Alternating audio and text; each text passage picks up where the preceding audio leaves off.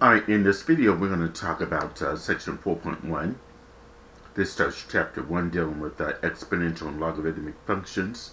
So we're going to start with exponential functions. This is section 4.1. Here we're going to evaluate exponential functions, and then we're going to evaluate functions with a base e, and then use compound interest formulas, because those are also exponential functions as well. Let's define what an exponential function is. The exponential function called f with base b is defined as this. F of x is equal to b to the power of x, or y equal b to the power of x. Now, the restrictions are that b is a positive constant other than 1, and meaning b is greater than 0 and not equal to 1, and x is going to be any real number. Now what you see here are examples of what exponential functions look like f of x is equal to 2 to the power of x. That is an exponential function because of the fact that your base is a positive number other than 1 and is raised to a power of x. Also, g of x is equal to 10 to the x. That too is an exponential function. That's because your base is 10, it is a positive constant other than 1, and the exponent, of course, is x. Also, h of x equal to 3 to the power of x plus 1. That is an exponential function. Of course, your base is a positive number other than 1, and it's to the x plus 1. Here, x is any real number, and we're adding 1 to it. And then finally, j of x is equal to 1/2 raised to the x. That 1/2, that base is a positive number other than 1, even though it is a fraction, and it's raised to the power of x. Next is what not exponential functions are. These are not exponential functions. Like f of x is equal to x squared. That's definitely not an exponential function because the base here has to be a positive number other than 1. Here we got a variable. And by the way, that would not be an exponential function. That would be like a quadratic function. G of x is equal to 1 to the power of x. That too is not an exponential function because the base is a 1. It has to be a positive constant other than 1, and here we have a 1 right here. That would not qualify as an exponential function. And then h of x is equal to -1 raised to the x. That too is not an exponential function because the base is not a positive constant. It's -1. That doesn't qualify. And capital J of x equal to x to the x. That too is not an exponential function because both the base and the exponent are variables. The base must be a positive number other than 1. So know the difference between what an exponential function is and what it looks like, and what are not exponential functions and what they are not supposed to look like. Now we're going to evaluate exponential functions here. Here you're going to need a calculator to evaluate exponential functions. Now here in this video I'm going to be using a graphing calculator. Now most scientific calculators do have a key that says y to the power of x. Now the graphing calculator uses this button, the hack key. And I can show you that on this calculator here that I have.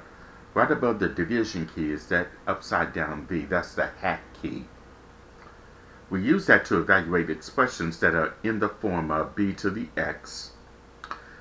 And we do that by enter the base, which is your b, and then you press the hack key and then enter the exponent x. And then finally press your enter key to get your final answer.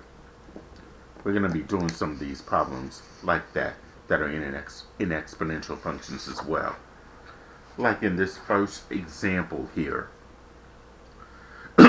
Excuse me. The exponential function f of x is equal to 42.2 times 1.56 raised to the x. Models the average amount spent, which is f of x in dollars, at a shopping mall after x hours. Use the exponential function to find the average spent to the nearest dollar after 3 hours at a shopping mall. Does this rounded function value underestimate or overestimate the amount shown in figure 4.1? And that's this right here. And by how much? Okay, so now we got the function, the exponential function, which is f of x, that's equal to 42.2 times 1.56 raised to the x. So here we're going to find the average spent after 3 hours in the shopping mall. That's your x. X represents the number of hours spent in the shopping mall. Your f of x is the amount of money in dollars spent at a shopping mall. So basically all we do here is just substitute the x with that 3. So f of 3 in this case would be equal to 42.2 times 1.56. And that's going to be raised to the third power.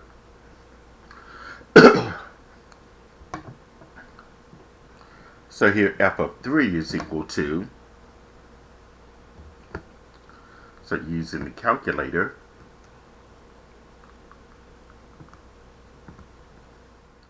we're going to type in 42.2 and then times 1.56, and then we're going to press this hat key that's above the division symbol. That will give you the small box for the exponent. Now if you have the TI-83, it will give you the hat symbol.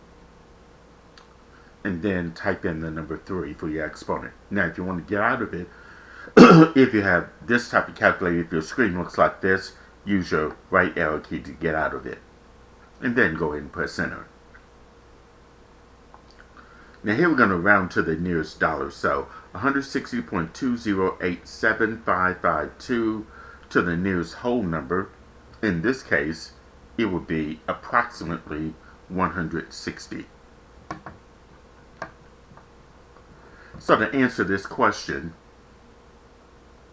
to the nearest dollar, on average, after 3 hours in the shopping mall, the average amount spent would be $160.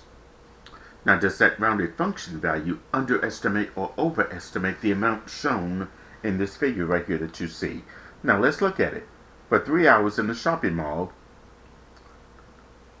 the average amount spent would be $149.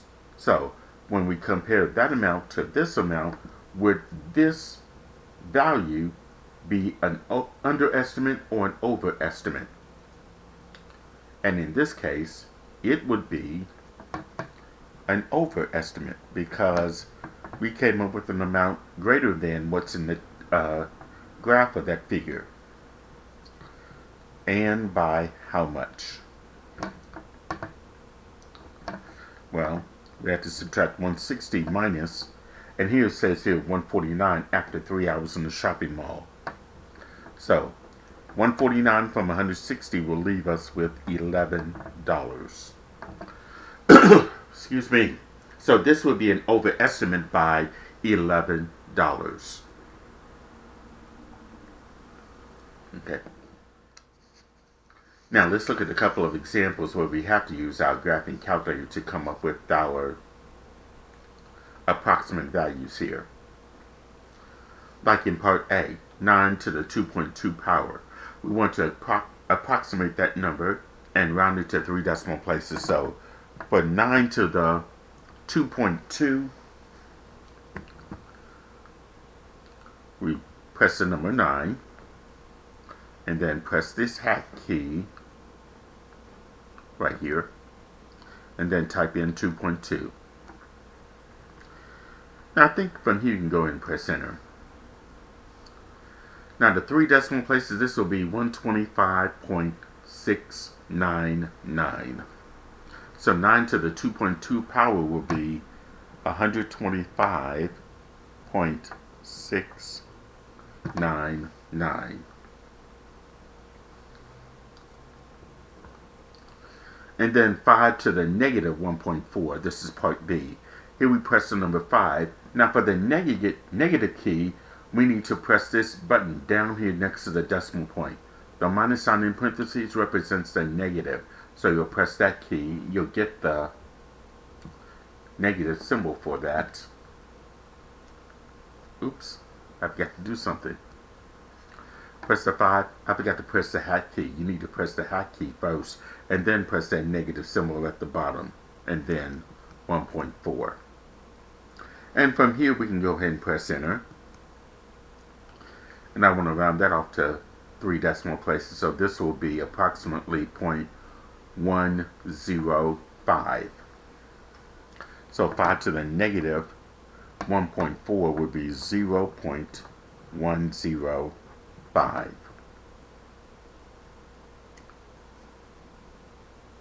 Okay.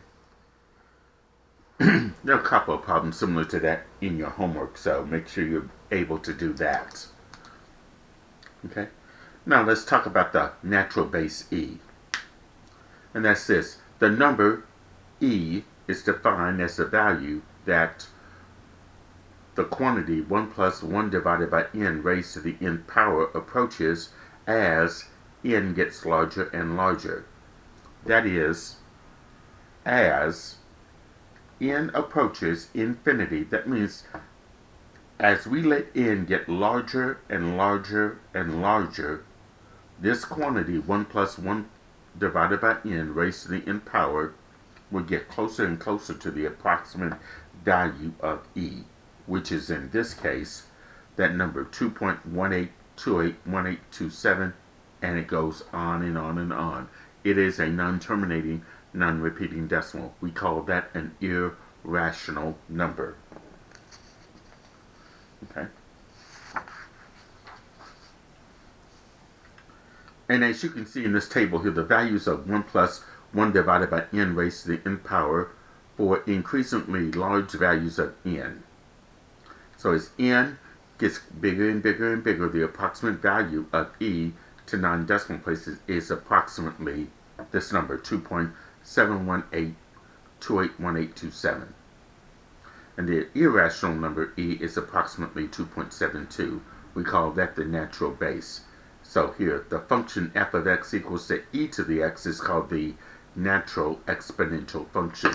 And you see these table of values here, but n, as we let n get bigger and bigger and bigger, this quantity, 1 plus 1 divided by n raised to the n power, as we substitute n with these values, we get closer and closer to this number, which is the approximate number of e, as you can see.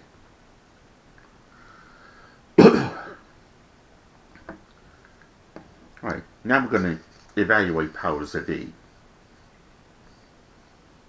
Using a scientific or graphing calculator with an e to the x key to evaluate e to various powers, for example, to find e squared, you press the following keys on most calculators. So like on the scientific calculator, you'll type in the number 2 and then press the e to the x button. But on the graphing calculator, you'll press your e to the x button and then type in the number 2 and then enter to get 7.389 to 2 decimal places. But here, on the TI-83 or the TI-84 Plus calculator, to get e to the x, you first have to do second ln. In this case, your second key is this button, which is usually the blue key or the yellow key, depending upon which TI calculator you have, and then press the ln button, because right above ln is e to the x. And then type in your exponent. So now let's look at a couple of examples of this. Here I want to approximate each number using a calculator, round the answer to 3 decimal places. So in this case, I want to do e to the 2.9 power. E to the 2.9. So here we go. I'll clear this out. Now for the E, again, you have to do the second button and then your LN key at the bottom. I'm going to do that. Second and LN. That's going to give me the E. I don't know if y'all can see that. There we go. That's the E with the small box, or the E with the hat for your exponent, and then type in 2.8. 2.8. And I guess on here you can go ahead and press the enter button to get your answer. And we're rounding to 3 decimal places, so this will be 16.445, because the third number after the decimal point is a 4. The 6 makes that 4 or 5, so it'll be 16.445.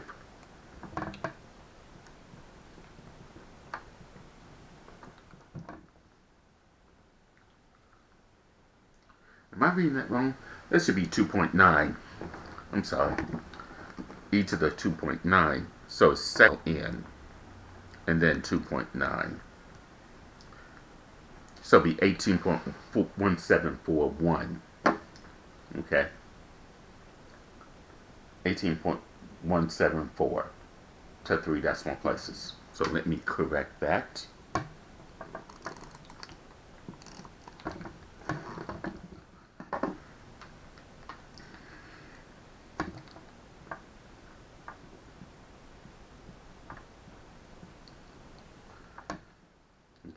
So it's e to the 2.9, not e to the 2.8.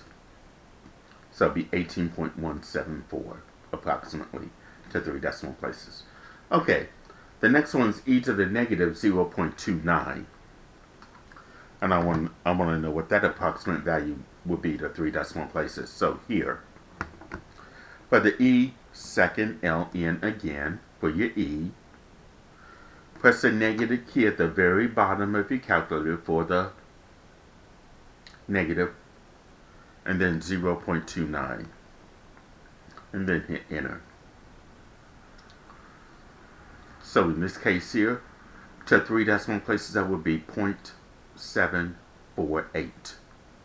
So e to the negative 0.29 would be 0.748. Okay.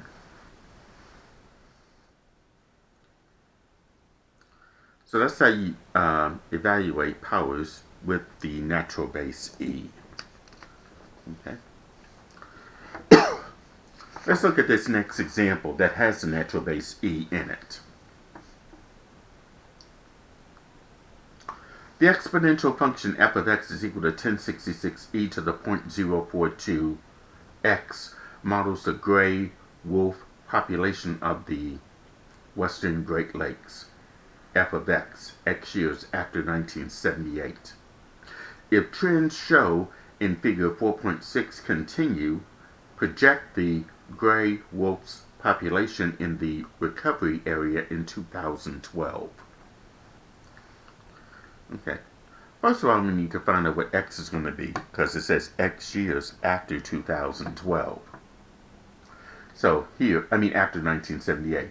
So we're dealing with 2012. So if I subtract 1978 from 2012, we will end up with 34. So our x is going to be 34. And of course, f of x is that function 1066 times e to the 0.042 x, and your x is 34. So we just substitute 34 in for x. So f of 34 will be equal to 1066 e to the 0.042 times your x, which is 34. So to find f of 34,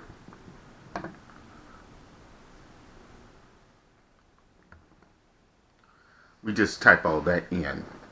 So we type in the 1066. And then for the E will be second LN for your E. and 0.042 times 34. All that's going to be typed into the calculator. But I need to warn you, if you have the 83 or a calculator that gives you the hash key, you have to put this right here in parentheses. That 0.042 times 34 needs to be in parentheses. Otherwise, you'll get a wrong answer. Okay, but this is going to be okay because it gives us the small box to type in what we need for our exponent. I'm going to use my right arrow key to get out of the exponential part and then hit enter. Now here I'm going to round this off to the nearest whole number because we're dealing with animals, so we can't have a part of an animal. So it'll be to the nearest whole number, 4,446.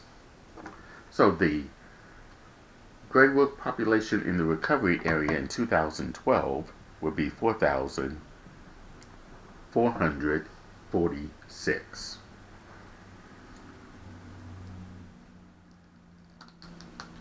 Okay.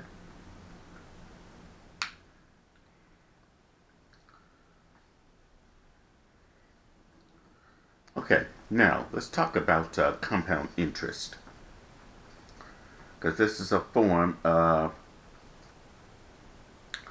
an exponential function.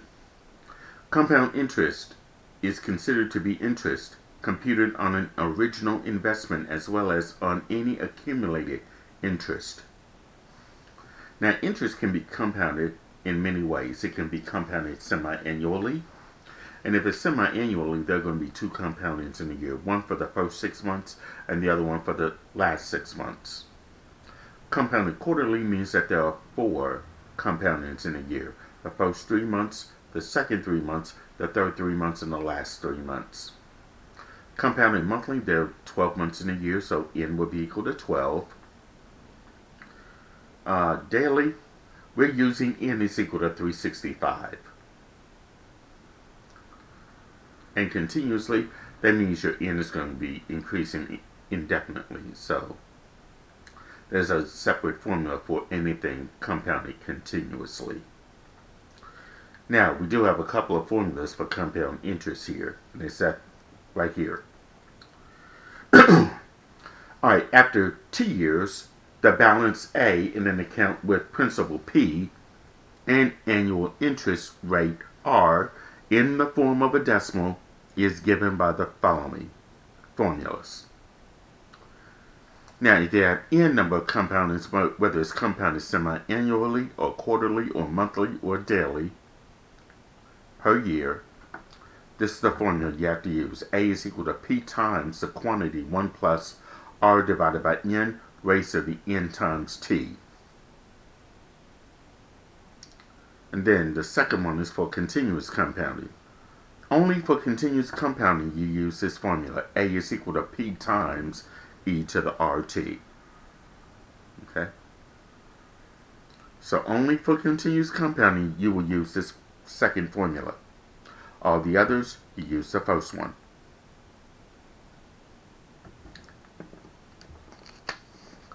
Alright, let's look at some examples of this. A sum of $10,000 is invested at an annual rate of 8%. Find the balance in the account after 5 years. Subject to A, quarterly compounding, and B, continuous compounding. So in this case, here we're dealing with quarterly compounding.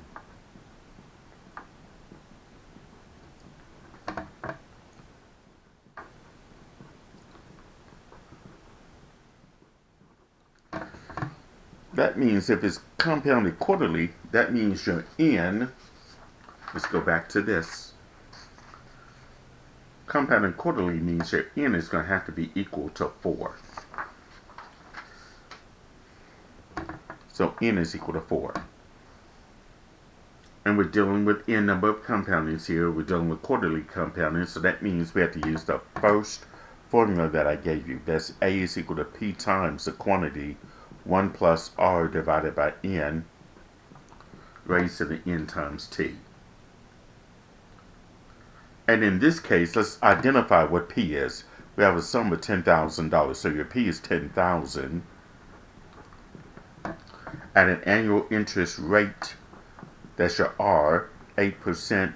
Now, 8% as a decimal, keep in mind, you drop the percent sign, divide 8 by 100, you're going to get 0.08. And we're going to find the balance in the account after 5 years. So T is equal to 5. That's some information we need to know right off the top. And now we can substitute into this compound interest formula. So here we're going to have A is equal to P, which is 10,000, times 1 plus R, that's going to be 0.08, divided by N, in this case that's going to be 4. That's going to be raised to the N times T. Your N is 4 times T, which is the time, that's 5. Now I'm going to go ahead and do this. Multiply 4 times 5, that's going to be 20. So that's A is equal to 10,000 times 1 plus 0.08 divided by 4 raised to the 20. That's 4 times 5. This I can type in the calculator. Let me show you how that's done. Fill this out. Start with 10,000, enter 10,000, and then you're going to do left parentheses 1 plus 0.08 divided by 4. Then close the parentheses. Then you're going to press your hat key, which is above the division key, for your exponent, and then type in 20. And then from there, you can just go ahead and hit enter. And that would be your answer. But here we're dealing with dollars and cents, so we need to round this off to 2 decimal places. So this will be 14,859.47 if we round that off to 2 decimal places. So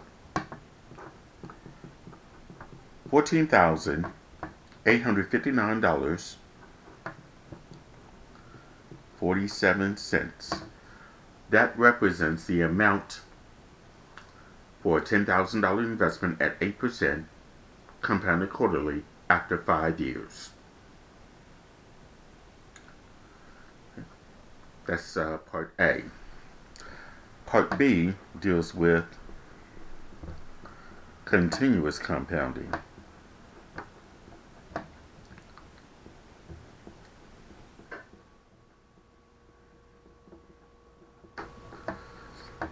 If you're dealing with continuous compounding, you must use this formula. A is equal to P times e to the RT. Okay.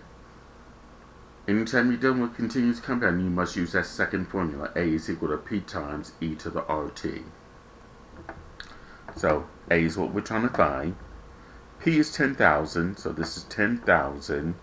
E to the R, that's 0.08. times T, which is 5.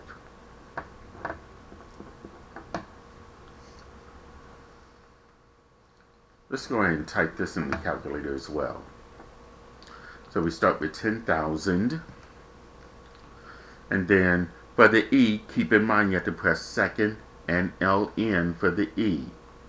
Second LN gives you the E with a small box, and we can type in 0.08 times 5 and then hit enter. So I got 14,918.24698. If I round that up to 2 decimal places, since we're dealing with money amounts, we're going to have $14,918.25. That represents the amount of a $10,000 investment at 8%, compounded continuously after 5 years. So that represents example 5. Okay, here's one more example. This is similar to the homework. Here I want to find the accumulated value of an investment of $15,000 for 3 years at an annual interest rate of 4.5% if the money is A, compounded semi-annually, B, compounded quarterly, C, compounded monthly, and D, compounded continuously.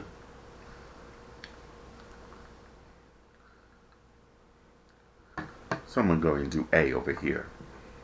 It says compounded semi-annually. That means there are two compoundings in a year, so n is equal to 2.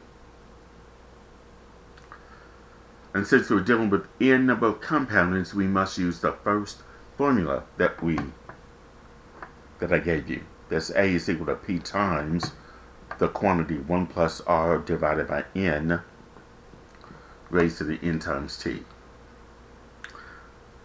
Now let's identify some other things here. Your P, the principal, $15,000.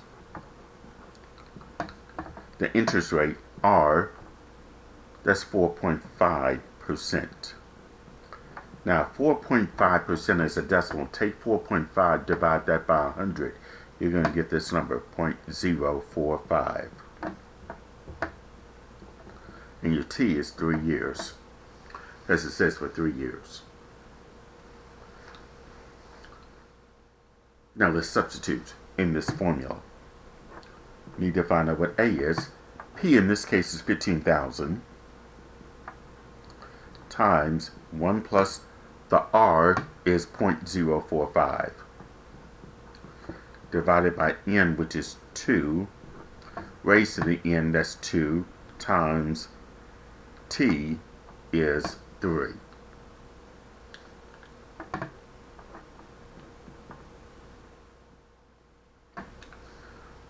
And I believe you can enter this in the calculator. But I do need to warn you, if you have one of those earlier calculators here, you need to put the 2 times 3 in parentheses, or say 2 times 3, which is 6. So in this case here, let's clear this out. 15,000, we'll enter that. Then I'm going to use left parentheses, which means times 1 plus 0.045 divided by 2, close parentheses, press the hash key for the exponent, and then type in 2 times 3. And then hit enter. Now, to 2 decimal places, that will be $17,142.38.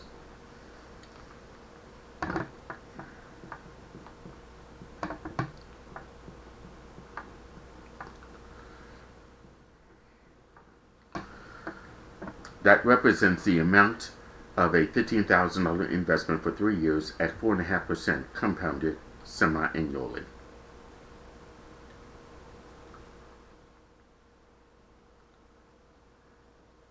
Now part B, compounded quarterly. Well, if it's a quarterly compounding, that means your n is going to be equal to 4. And then we'll still use that same formula that we used in part A. And then substitute those values into this formula here. Your P is still 15,000 times 1 plus R is still 0.045. This time divided by n, this time is going to be 4.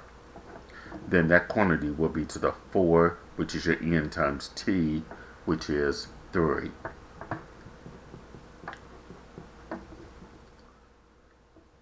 Now we can type this in the calculator as well. Forgive me for taking off the space here. 15,000, and then left parentheses for timing, 1 plus 0.045. That's going to be divided by 4 this time. Close parentheses, then press the hash key, 4 times 3. That's n times t. Then you hit enter. So to the nearest penny, or to 2 decimal places, this would be $17,155.12. So that's $17,155.12 represents the accumulated value of a $15,000 investment for 3 years at 4.5% compounded quarterly.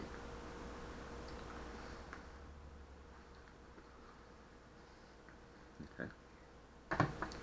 And now part C.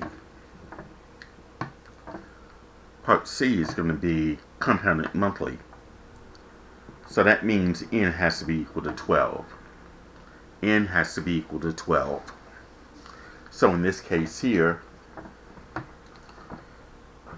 still going to use the formula for as we use in A and B.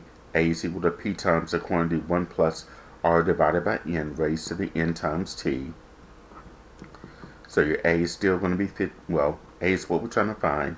P is 15,000 plus 1 times 1 plus R, still 0.045, but this time N is 12, so that's going to be divided by 12, and that's going to be raised to the N, which is 12 times T, which is 3.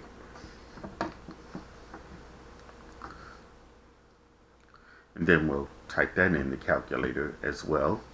15,000, then left parentheses 1 plus 0.045 divided by 12, close parentheses, press the hat key, then 12 times 3. So to two decimal places, that would be $17,163.72.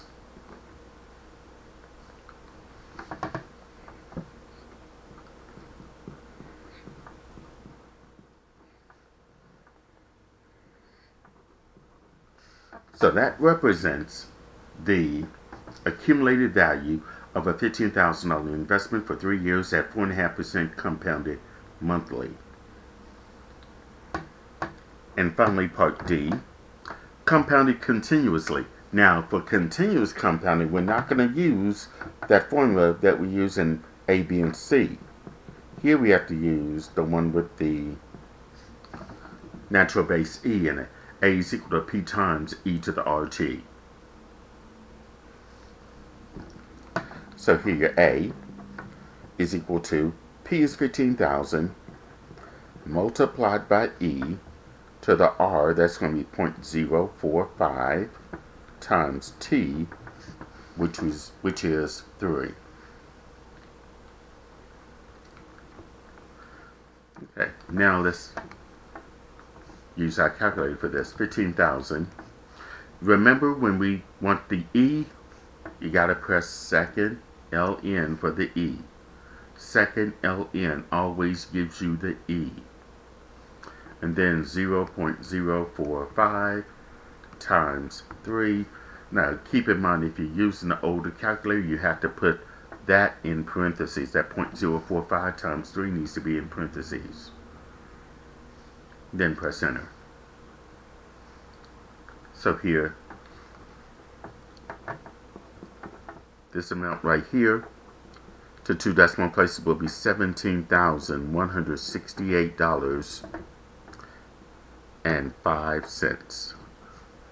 That amount represents the accumulated value of an investment of $15,000 for 3 years at an annual interest rate of 4.5% compounded continuously. Okay? So that will conclude this video on exponential functions. That homework will be available for you on my math lab, so make sure you complete that particular homework on this particular section. Also, feel free to email me whenever you have questions or issues with the homework. Okay? Thanks for listening.